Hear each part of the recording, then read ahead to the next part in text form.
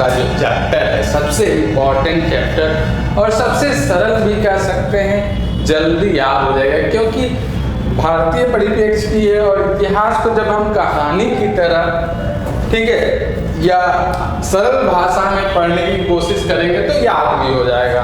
अगर हम बात करें राष्ट्रवाद की, यह क्लास 10th का चैप्टर 2 है जिसमें नेशनलिज्म के बारे में, सीबीएसई बोर्ड को नेशनलिज्म के नाम से होगा नेशनलिज्म इन इंडिया, और एनसीईआरटी में राष्ट्रवाद, भारत में राष्ट्रवाद की बात की गई।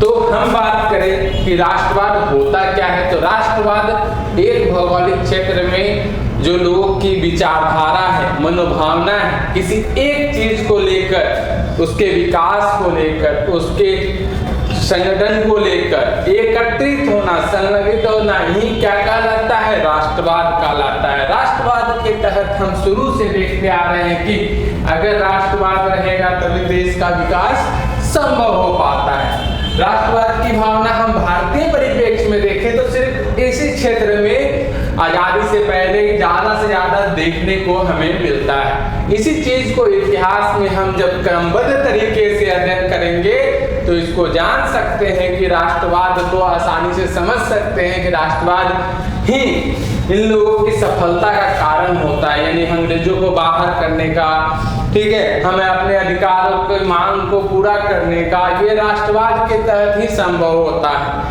अगर राष्ट्रवाद एक व्यक्ति की कोई लड़ाई होगी तो वह सफल नहीं हो पाती है, लेकिन राष्ट्रवाद की एक शब्द था जिसको जोड़कर लोगों को एकजुट किया गया और सफलता को प्राप्त किया गया। अब राष्ट्रवाद में ही, भारत में ही राष्ट्रवाद की ऐसे बहुत सारे देश थे जहां राष्ट्रवाद ही आता है तो वो स्वतंत्र हो पाते हैं, यानी स्वतंत्रता की मांग करना राष्ट्रवाद के बिना निरर्थक साबित होगा। अगर आप चाहते हैं कि फ्रीडम हमें चाहिए तो बिना राष्ट्रवाद के यह संभव नहीं हो पाता है। अब बात करें राष्ट्रवाद में हमें चैप्टर क्लास 2 में, यानी कि क्लास 10 के चैप्टर 2 में क्या क्या पढ़ना है, उन चीजों को एक पॉइंट वाइज हम देखने की कोशिश करते हैं। तो हमें स्टार्टिंग जो किया गया है वो 1857 से किया गया है। 1857 की क्रांति जिसको कहते हैं प्रथम स्वतंत्रता संघर्ष या सैन्य विद्रोह, अलग अलग विचारकों और इतिहासकारों का अलग अलग मत है इसके बारे में, ठीक है। इसे हम फर्स्ट यानी कि प्रथम स्वतंत्रता संघर्ष कहते हैं, स्वतंत्रता संघर्ष कहते हैं। ये पार्टिकुलर कुछ ही क्षेत्रों में हम देख चुके हैं कि ये बंगाल के आसपास के क्षेत्रों में ही ज्यादा, पर कोई भी चुराई हो, फ्राइजी हो, सन्यासी विद्रोह, ये सारे बिहार, उड़ीसा, बंगाल का जो क्षेत्र था कंबाइंड, जिसे प्रांत, ये सारे प्रांत एक संयुक्त प्रांत के रूप में चल रहे थे और उन्हीं सब क्षेत्रों में हो रहा था। इसके बाद की जो घटना है उस घटना को देखें तो 1885 में कांग्रेस की स्थापना, कांग्रेस की स्थापना, यह, ठीक है, कांग्रेस की स्थापना भी अंग्रेजों की एक, कह सकते हैं, मान सकते हैं, अंग्रेजों ने अपने हित में इसकी स्थापना की थी। लोग सोच रहे थे कि कांग्रेस की स्थापना भारतीय परिप्रेक्ष्य में लोगों की मनोभावनाओं को ज्यादा से ज्यादा अपने फेवर में करने के लिए एक संस्था गठित करने की है, लेकिन ऐसा नहीं था। उन्होंने, अंग्रेजों ने इसकी स्थापना सेफ्टी बल्ब सिद्धांत के आधार पर किया था। इसके अध्यक्ष पहले कभी भी ऑब्जेक्टिव में आप लोगों से पूछ देता है तो रमेश चंद्र बनर्जी हैं, ठीक है। उसके बाद की जो घटना है 1905 की है।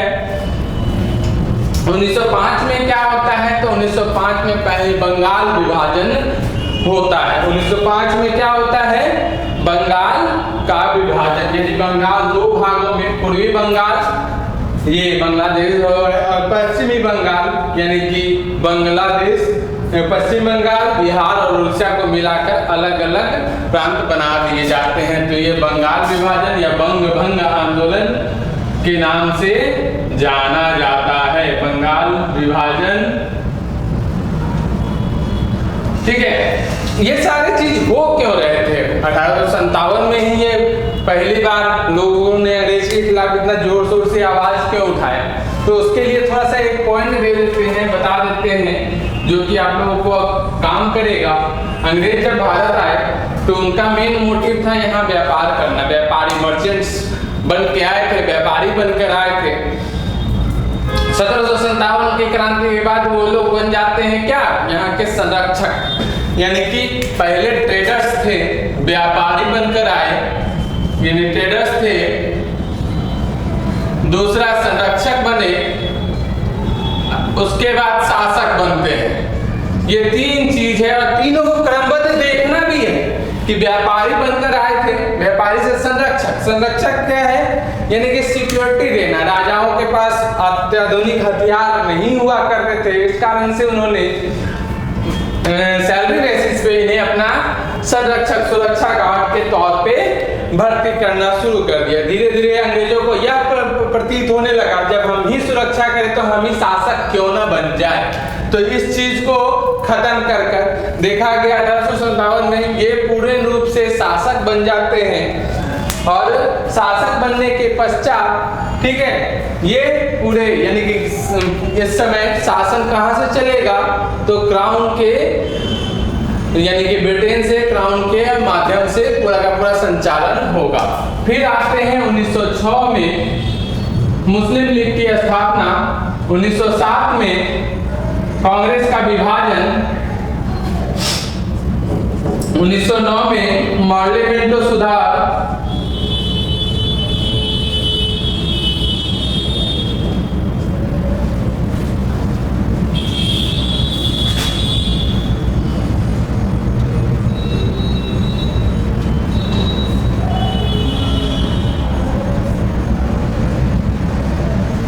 ठीक है। उसके बाद जो इंपॉर्टेंट घटना थी 1911 की आती है, ये कांग्रेस का विभाजन दे दीजिए।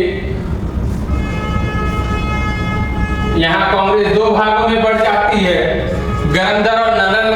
मुस्लिम लीग की स्थापना 1900 मार्ले मिंटो सुधार, 1911 में दिल्ली दरबार लगता है। 1911 में क्या लगता है, दिल्ली दरबार लगता है। दिल्ली दरबार में ही यह कहा जाता है कि जितने भी राष्ट्रीयता की भावना जागृत हो रही है वो पार्टिकुलर एक क्षेत्र में जागृत हो रही है, और यह है पश्चिम बंगाल का क्षेत्र। इसलिए भारत की राजधानी को यहाँ से हटाकर कहाँ कर देना चाहिए, दिल्ली कर देना चाहिए, क्योंकि ऑलरेडी इसका बंटवारा हो चुका था पूर्वी बंगाल और पश्चिमी बंगाल में। इसी दरबार में, दिल्ली दरबार में ही एक और निर्णय लिया गया कि जो बंगाल का विभाजन किया गया है उसको भी खारिज कर दिया जाए। तो 1912 में बंगाल यानी कि नई दिल्ली को राजधानी बनाई जाती है। उसके बाद 1915, यह भी इम्पोर्टेंट है, क्यों, क्योंकि इस समय हमारे महात्मा गांधी 9 जनवरी को 1915 को भारत इनका आगमन होता है, महात्मा गांधी का, ठीक है। उसके बाद यह यहाँ के आंदोलनों में, ठीक है, भाग लेना शुरू करते हैं और सबसे पहला इन्होंने शुरुआत की थी। इसके बीच एक घटना और घटती है 1914 की। मैंने शुरू में ही कहा है कि क्रमबद्धता जरूरी है, कंटिन्यूटी, एक सिस्टमेटिक कंटिन्यूटी अगर रहेगी तो आप कभी भी किसी भी डेट को नहीं भूलेंगे।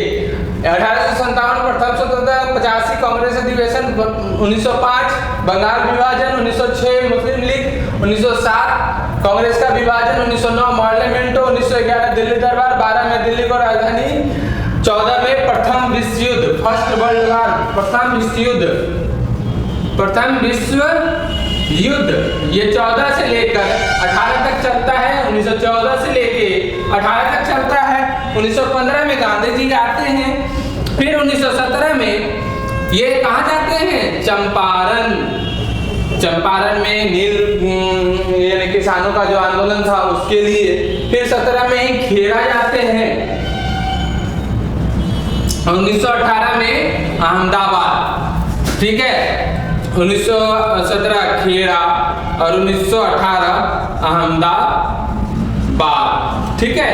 यहाँ तक समझ में आ गया होगा, एक लाइन से है, सिस्टमेटिक है, याद करने में आपको आसानी होगी, कभी कोई समस्या नहीं होगी और कभी आप ये डेट भूलेंगे भी नहीं। 57, 85, 1905 बंगाल विभाजन मुस्लिम लीग, 1907 कांग्रेस का विभाजन, 1909 मार्ले मिंटो दिल्ली दरबार, 12 में दिल्ली, ठीक है, 14 में प्रथम विश्व युद्ध, 15 में गांधी जी का आगमन, 17 में चंपारण, 17 में खेड़ा और 18 में अहमदाबाद गांधी जी का प्रस्थान। ये दोनों कहाँ पे हैं? तो गुजरात में है। ये दोनों कहाँ हैं? तो गुजरात में है। 18 में ही प्रथम विश्व युद्ध समाप्त होता है। अंग्रेजों ने प्रलोभन देकर यहाँ के लोगों को बहलाने फुसलाने के लिए कि आप हमारा साथ दें, जब हम जीत जाएंगे तो हम आपको आजाद कर देंगे। इसके बाद की घटना को फिर से क्रमबद्ध देखें तो 18 के बाद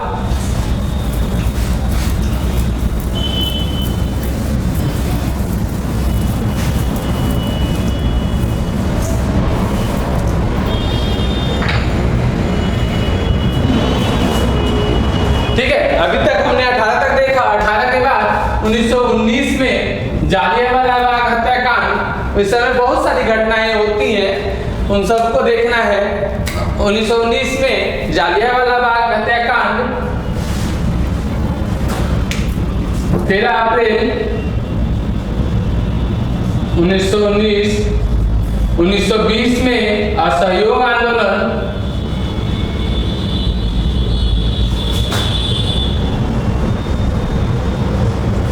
1922 में चौरी चौरा कांड,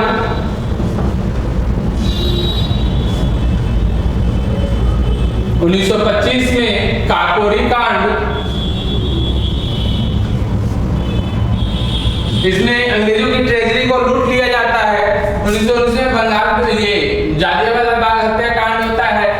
उसके बाद 1920 में असहयोग आंदोलन, गांधी जी द्वारा इसका शुरुआत किया जाता है कि हम सहयोग नहीं करेंगे, ठीक है। उसके बाद 1922 में चौरी चौरा कांड होता है, जिस कारण से गांधी जी को असहयोग आंदोलन वापस ले लेना पड़ता है। 1925 में काकोरी कांड, 1928 में साइमन कमीशन,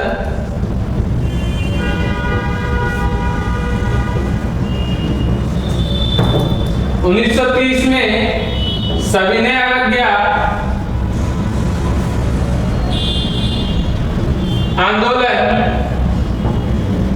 ठीक है, क्रमबद्ध है। 1919, 20, 22, 25, 28, 30, यानी कि 30 में सविनय अवज्ञा आंदोलन, 1931 में, 30 में बहुत सारी घटनाएं घटती है, ठीक है।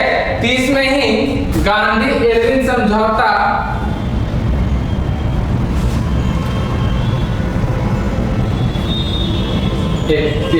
1931, ठीक है। सविनय अवज्ञा आंदोलन, 1931 में प्रथम गोलमेज सम्मेलन,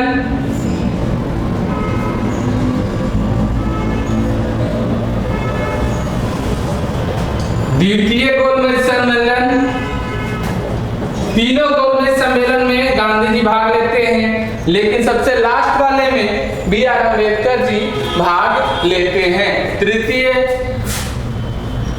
गोलमेज सम्मेलन, ठीक है। तो ये क्रमबद्धता जरूरी है। 1935 में भारत शासन अधिनियम, जिसका पूरा 70% भारत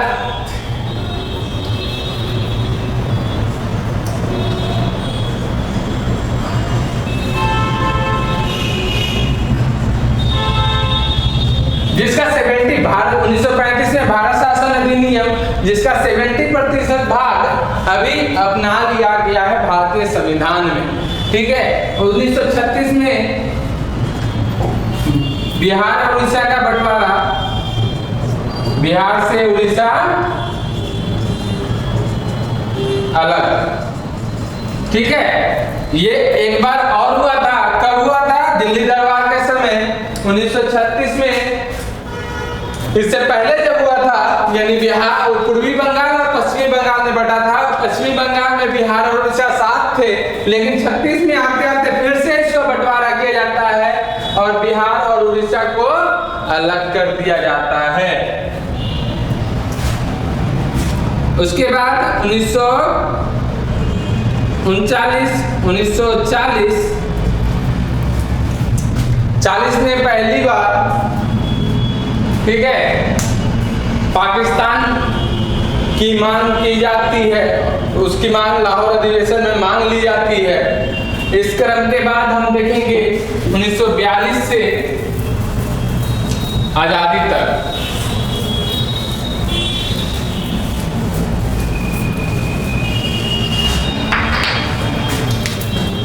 1942 भारत छोड़ो आंदोलन, सीबीएसई वाले क्विट इंडिया मूवमेंट के नाम से जानते हैं, शब्दों में मत घबराइएगा। भारत छोड़ो आंदोलन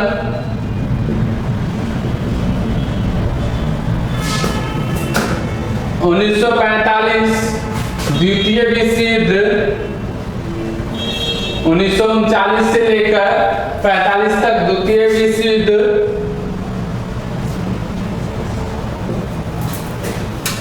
1946 में कैबिनेट मिशन,